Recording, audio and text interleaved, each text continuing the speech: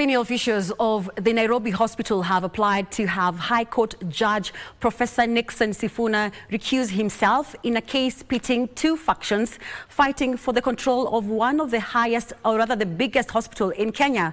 The officials, through their counsel, Peter Wanyama, accused the court of bias when it declined to postpone the proceeding after purging contempt of court against one faction. And as Ruth Wamboi reports, the proceeding was temporarily halted following an altercation between lawyers for the feuding factions. The case began with the hearing of a purging of a contempt of court against Nairobi Hospital CEO Felix Osano, Company Secretary Gilbert Nyamoya, and Board Chair Buckley Onyango for going against court directive and holding meetings on the feud over the management of the hospital.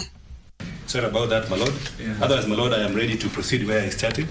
However, Onyango was not present in court, prompting his lawyer to seek an adjournment that was opposed by the counsel for the other faction, which is led by Herman Manyora. My clients are ready to respond to the contempt application on paper. But for us to be fully ready in court, we're just asking for leave.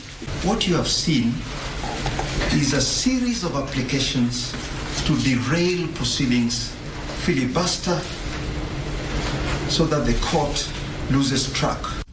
The court was then presented with two applications, one to purge the contempt and the second to adjourn the proceedings. When I am saying that I have an application for recusal, my lord, the jurisprudence throughout the courts is that the application for recusal ought to be heard first. When presiding judge Professor Nixon Sifuna dismissed both applications, opting to proceed with the matter, tempers flared. Mr. Wanyama, sit down. My lord, I will not sit down. You can cite me for contempt. Proceed. Sword on 7th of July 2025. My lord, I am requesting that you hear my oral application for recusal. And I'm insisting, my lord. I've directed that you file an... No, my lord, I want to make an oral application, yes, because you are proceeding, my lord, to make the subject steps matter without hearing me. Order of the court.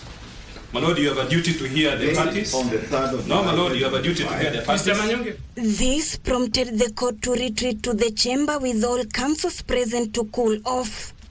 And when they emerged, the hearing of the case was fixed for 22nd July. In the case, Buckley Onyango and Herman Manyora are both claiming to be board chair.